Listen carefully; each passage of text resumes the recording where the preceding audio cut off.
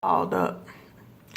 And I kind of wanted to do a review. I know everybody like has seen the Surviving Compton movie, and a lot of people made a lot of reviews, and it seems like a lot of people are mad. I mean, because somebody told their story. It strictly says it's their story. I left my notes somewhere because I had a lot of ideas I want to talk about. But what do I think of the movie? Of course, I loved it. Kind of very hard to watch some parts. I just don't like violence. But that's life for some people. The thing that I liked about it, what I like about it the most is that she overcame all that. Because I was probably about 10 when Michel'le came out, 10 or 11.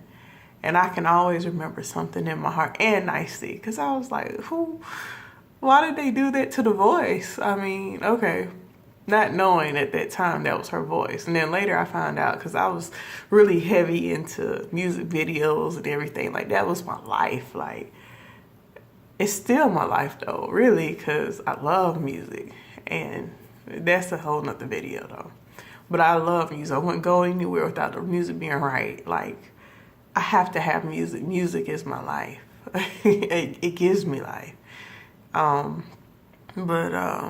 So after a while, you know, people be like, damn, where certain artists at? And I've always like, well, where did she go? She just basically faded out. Maybe she married somebody. And you know how most artists that are women come out and they real successful and they got you hooked, and then they go get married and be like, oh yeah, I was married, I'm doing my thing, blah, blah, blah.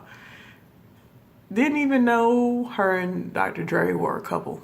I was a kid, so that's why I didn't really pay attention. I just liked her singing. I thought she was real cool. Like, you got this dope beat, you singing, you young. I mean, you got a powerful voice. That's what took me, as a kid and growing up and still listening to Something in My Heart and Nicey. Other songs I really wasn't too on as a kid, but now I'm older, I'm like, oh, that was the jam, But I like the movie, but just going over the week, seeing people respond, and it's a lot of disturbing things in this world, and a lot of disturbing people, a lot of hurt people, a lot of angry people. And I think in the world that we live in, people are not dealing with their own issues. And I only say that because, I used to be one of them people that didn't deal with their issues, and was very angry. And you only see things one way. And that's crazy. You have no open mind. And I wouldn't say I was totally closed, but a lot of things could have been, sorry. Looks like my lens is all dirty. Probably not the right thing to do during review. But people calling her, okay, so here's a couple of things from the movie. It's a movie. Some things have to be sacrificed. Some things are edited. Some things are just made to capture the audience while trying to keep that underlying truth going. First thing you have to understand when you're watching a made-for-TV movie or a movie period. Folks is like, here's one thing that bothered me the most. Man, how you gonna portray Tupac like that? That's the biggest argument you have, and what made you mad? Because Tupac was portrayed. First of all, Tupac has been dead for what? Almost 20 years. 19. He died in 1997. He was on death row. The way he was acting erratic back then, yeah, he could be in thug, but he got shot so many times and got, killed. Who knows how many threats, but Suge punking him out like that, you would say Suge wouldn't challenge Pac? Or are you saying Suge would challenge Pac, but he wouldn't have reacted like that? Tupac was 5 something Suge Knight was 6'4", 6'2". You tell me, it was Death Row. The label was called Death Row. What do you think was gonna happen? If whether that part was exaggerated or not, I don't think that should have been a focus. You just trying to punch or jab holes into the story because you don't want to believe it. And this is what kills me. And it happens every day in different situations, not necessarily just with celebrities, because you think you know somebody or you know somebody for a long time. No, he would never do that. I know a lot of people like Dr. Dre. You love beats. Y'all go buy them. I never bought no beats. I think it was too expensive. Unless you're going to give it to me free. But I'm not buying no beats. And it's just not because of this movie. They just too expensive for some plastic and a cord. I can get some perfectly fine Bob Marley's and all of that for a reasonable price. And my Bob Marley headphones. I mean, I heard beats. Somebody let me put them on my ear. And I was like, oh yeah, it's pretty cool. But my Bob Marley's was so much better, in my opinion, for a greater price. But so a lot of people, that Pac thing, I was like, okay, y'all, you're missing the whole overall point. But that's your focus because of Tupac, who's dead because he was in that lifestyle. Death Row, with multiple attempts against his life. You kind of just let it be known, like, that's the life you live too. And if that's how you live, all well and good. Just don't stay in that mentality your whole life if you get the opportunity to keep living. You must grow up and change. And Tupac would have been well in his 40s by now, if he was alive. But he didn't get to live. That mentality, I hate street mentality. Street mentality that keeps you ignorant. Tupac was different though. Love Tupac. He had all around. I think he was killed just because that's a whole nother video. That man was knowledgeable. Anyway, and cute. But next thing, people was like, dang, how you gonna be sitting there watching them on the TV and, it just happened? Actually, they was watching the news after it happened. Let's think now. Y'all just so quick to jump on something. And they don't even have to go any further. The next thing, seems like Danny Boy and Daz are pretty hot with Michel'le. But again, it was explained that she was to do the orders that Suge handed down to her from jail.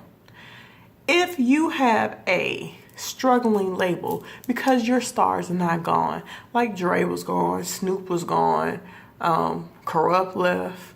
I never really liked Corrupt stuff. I know Daz. I don't even know what Daz did. Or Danny Boy, he sang on a Tupac track and nothing else. I'm not sure. Regardless, they have their own talents, regardless of what they are. But if a label is going down in flames, and you getting, I've heard some of the stuff. I didn't really listen because I was like, it's foolishness, nonsense. You want to call her a hoe, whatever. She's admitted that she wilded out, especially after that. Who wouldn't? This man had you locked down since you were about 16, 17. It happens. That's called life. It's just how some people handle things. That's like going to college. You get your freedom, you wild out. That was her college. So, I guess Danny Boy Daz mad. She's the devil. That's what Danny Boy said. Something about cut off an allowance. If the record label is going down in flames, you have to start cutting expenses and all unnecessary things. Giving artists an allowance is the first thing that should have went in a business sense. And if you couldn't understand that, But at the same time, if you were due royalties, that's something that you should have taken to court. Just because your allowance got taken away, okay. We're like, okay, but I'm still going to get my money. Every time a record that I've produced, sang on, rapped on, whatever, I should get my money. And that's a legal battle that should have happened. Unless you were scared of Suge in jail. And it makes it just easier to blame Michel'le. But she took the grunt of it because she was his wife. Fake wife. Dr. Dre. Wow. Here's my take on Dr. Dre, which I was going to, I'm trying to remember everything I wrote down to address. It did happen over 25 something years ago. And it seems like she's moved on. And I don't see, just watching the movie and not even knowing all of that, it doesn't seem like it was a bitter, get back at you, go boycott his stuff, F him, blah, blah, blah. No, it was just like, oh, Straight Outta Compton came out. I'm not in it, even though I'm a big part of your world at that point in time. And in no way did you address it. It'd be like the TLC story not having Pebbles in it at all. Or not having, I was going to say another group, but I'm not going to say that. It's too much. Anyway, so this was her opportunity to tell her side story because people approached her like, you was down with them. Like, why you weren't in the movie? I mean, I know y'all not together, but that was more than 20 some years ago. If you're going to tell it, tell it. And it may have got edited out, but I recently read something or interview said that Dre cut her out on purpose. So you still kind of harboring some ill feelings. And I can see because you mad because of Suge or whatever it may be. Maybe because she just finally stood up for herself and said, I'm just done with you. Even I don't want to be a mistress or nothing like that. Whatever the case may be. He's still a grown man now and could be a totally different person. And she even says that. But what bothered me, and I'm not even saying, y'all late on the boycott. That man is like almost a billionaire. You late on the boycott. So give that up. And she's not even boycotting him. She wears Beats by Dre, if you've ever noticed. She has a few pictures on her Instagram with Beats by Dre. She's not saying boycott him. She was just telling her story. But here's my issue with Dr. Dre. You put out a statement apologizing to all the women you've hurt. That was a cool move. Like, you explained it, you was just drinking too much at that time. You was young, you was dumb. You had no discipline, no direction. Dang, that's cool to own up to your stuff and be like, but that was long ago, I'm a different person now. That happens. And people can be abusive and stop being abusive because you don't know the type of things that they go through or the people that's being abused goes through. And I say that because some personal stories, not to me though. I've never been hit. But here's what disturbed me. Then he says that apology was no way directed towards Michel'le. And I understand for legal reasons, but that was a real punk move. Like, every other woman on this planet that you've hurt, but her, gets an apology. Even if it was for legal reasons, it's still a punk move. It's now between your morals and doing what's right, and business. Which one is more important? For him, it would have came out better, in my view, for people like me. He would have said, you know what, that was a long time ago. I'm not going to confirm or deny anything that occurred, but I do owe her apology. Or just call her. It don't even have to be public. It didn't need to be public. If it, just call her.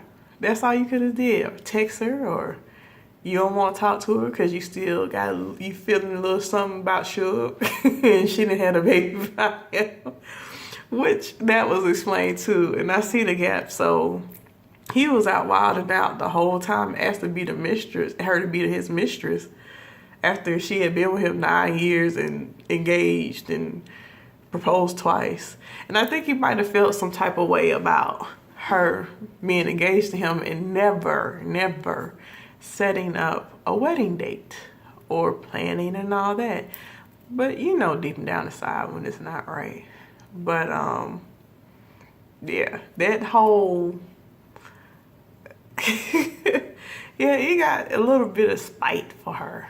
I mean, and they have a grown son now. And then people's talking about child support.